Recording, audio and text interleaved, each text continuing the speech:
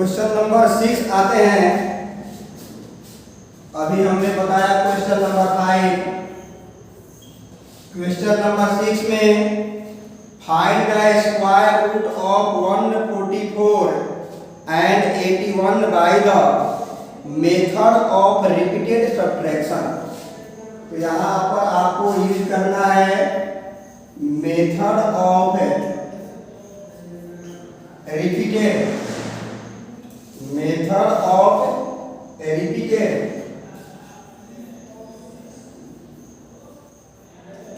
Repeated subtraction.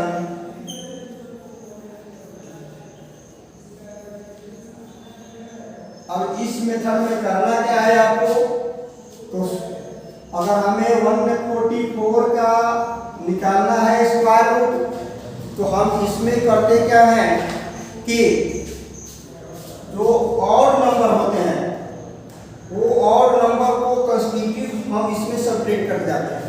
तो जैसे मान लीजिए कि पहले स्टेप में हमने ऑड नंबर 1 सब्ट्रैक्ट किया, तो ये आपका रिमेनिंग हो गया 143।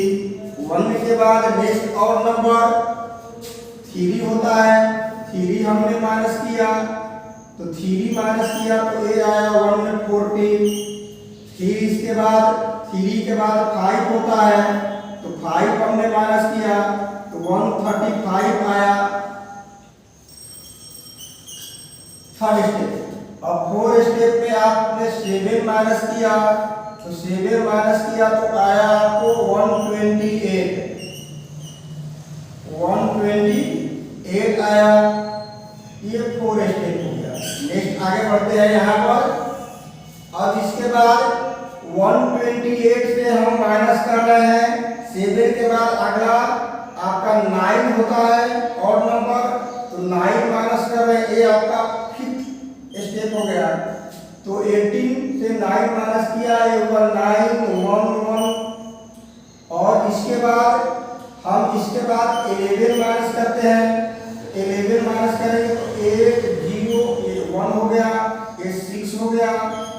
इसके बाद 11 के बाद 30 माइनस करते हैं, ये 5 हुआ और आपका ये 9 हुआ 95। ये 7 स्टेप हो गया। और इसके बाद इसमें हम फिर 50 माइनस करते हैं, तो ये आपका हो गया 08। ये हो गया 8 स्टेप, 80 आया। आगे भी बढ़ते हैं तो 80 में अब माइनस करेंगे हम 15 के बाद 17, ये हो गया 9 स्टेप, तो ये आ गया 3 और 63 हुआ। इसमें हम माइनस करेंगे 19, तो 19 माइनस करेंगे 2 हुआ 42 हुआ। ये हुआ आपको ये 44 हुआ। तो ये हुआ आपको 10 स्टेप। और 44 में आप नेक्स्ट 21 माइनस करेंगे, तो ये हो गया आपको ये हो गया 10 स्टेप और ये हो गया 11 स्टेप। आया है 3 और 23 आया, और 23 में नेक्स्ट और नंबर 23 है, माइनस किया आपने 0 आ गया। तो अब आपको देखना है कि कितने और नंबर को रिपीटेड आपने सब्ट्रैक्ट किया तो 0 आ गया। तो आपने देखा कि इसमें आपने 12 ऑड नंबर को रिपीटेड ऑड नंबर को अगर रिपीट किया सब्ट्रैक्ट किया तो 0 आ गया। तो देयरफॉर आप लिख सकते हैं कि देयरफॉर रूट 144 इक्वल टू 12 ऐसा हो गया। इसी तरह आप 9 क्या कर लेंगे ना, इसी तरह है 9 क्या कर लेंगे, इसको आप देख लो।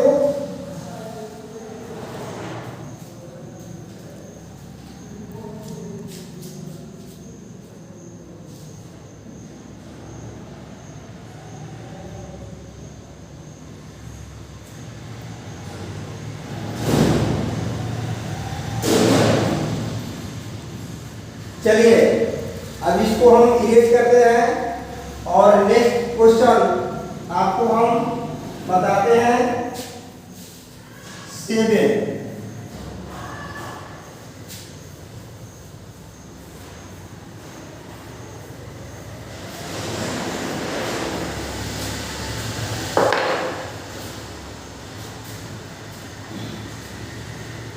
The product of two number is 10,000.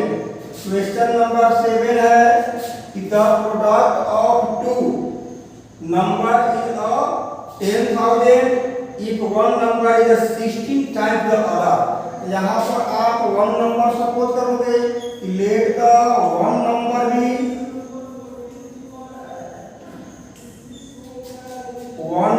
be x and other number भी 16x, 16 टाइम्स है, 16x हो गया। अब दोनों का प्रोडक्ट जो है आपको कितना है, 10,000 है। According to question x into 16x equal to 10,000। अभी मल्टीप्लाई करेंगे इसको तो ये होगा 16x square equal to 10,000 and x square equal to 10,000 by 16। इसको कटा देंगे तो ये 4 हो गया और ये 4 से कटेगा 2 5 डबल 0। अब फिर 4 से कटाएंगे, ये आ जाएगा 4 6 जा 24 और 4 2 जा 8 5। It means x square equal to 625 और x equal to under root 625। इसको आप फैक्टराइज करो, फैक्टराइज करोगे x equal to होगा 5 into 5 into 5 into 5 अंडर। अब इसके बाद x equal to इसका स्क्वायर रूट फाइंड करेंगे तो पेयर है, पेयर से आप एक एक नंबर लेंगे 5 into 5 equal to 25। तो one number, therefore one number equal to x equal to 25। other number equal to 16x equal to 16 into 25।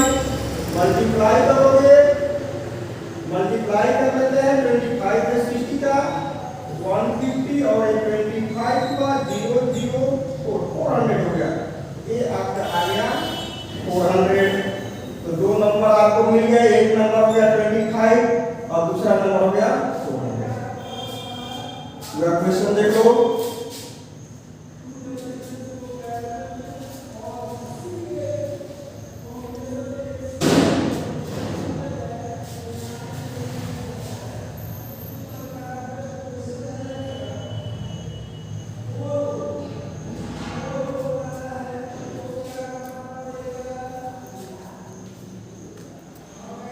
और नेक्स्ट क्वेश्चन एक और है, इस क्वेश्चन को भी हम लोग देख लेते हैं।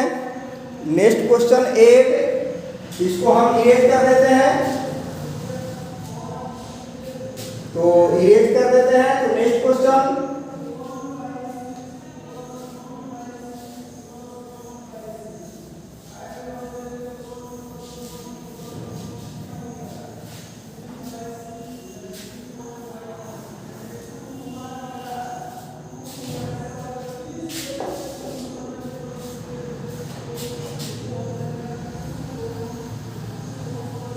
Question number 8। तो the area of square field is of 576 metre square और rectangular field whose length is twice its breadth and perimeter equal to perimeter of square। Square के perimeter के इक्वल है रेक्टेंगल का। Find the area of rectangle. तो first of all आप perimeter निकाल देंगे square का। तो स्क्वायर का पेरीमीटर निकालने के लिए आप निकालेंगे side of square.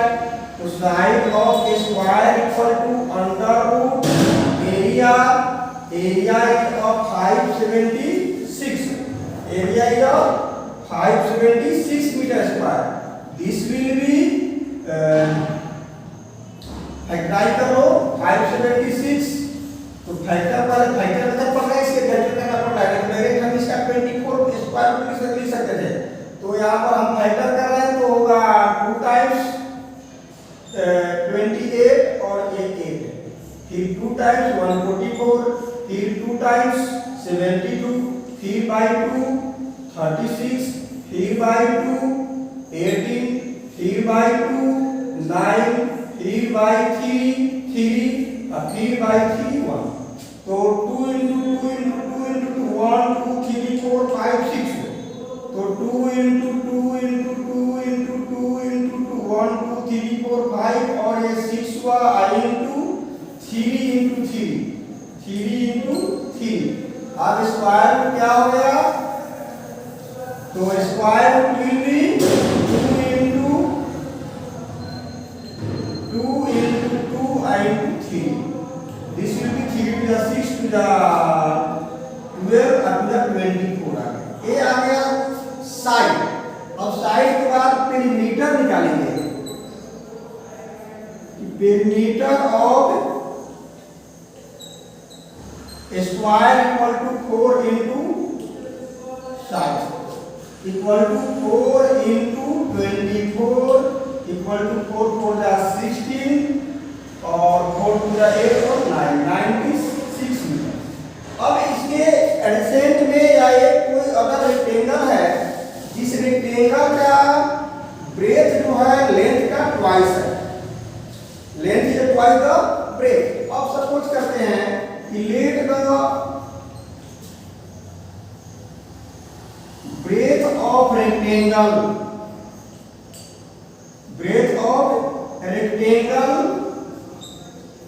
B x, then length of rectangle equal to 2x। अब दोनों का पेरीमीटर जो है सेम है, तो perimeter of rectangle equal to perimeter of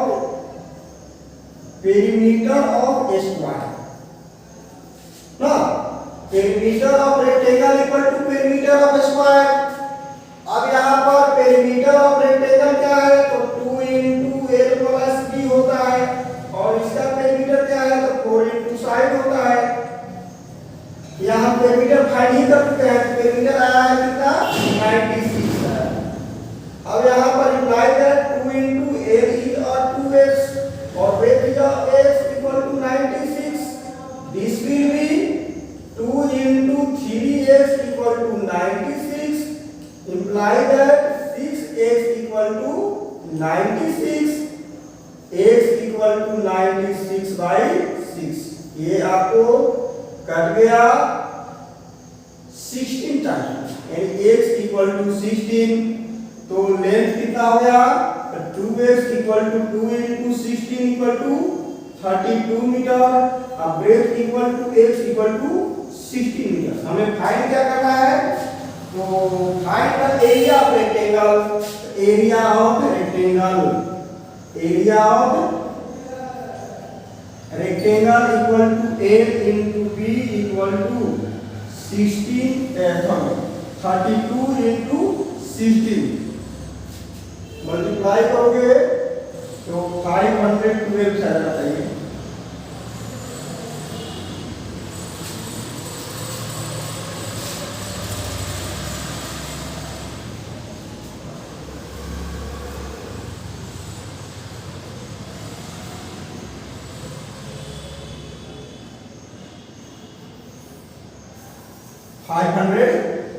metre square ये आपका एरिया आ गया और ये आपका ये चैप्टर लास्ट हो गया। इसको लिख लो। मैं 1 मिनट का आपको समय दे रहा हूँ, 1 मिनट में इसको लिख लो पूरा। कोई पार्ट जो दिखाई नहीं दे रहा है उसको मैं थोड़ा सा एडजस्ट कर देता हूँ कैमरा को, तो थोड़ा सा ऐसे मैं मूव कर दिया कैमरा, तो ये पूरा पार्ट आपको दिखाई देगा। थोड़ा सा मैं इसका साइज भी डिक्रीज कर देता हूँ तो पूरा पार्ट दिखाई दे रहा होगा अब। और इसको आप राइट कर लो और राइट करने के बाद हम नेक्स्ट एक्सरसाइज में पढ़ेंगे।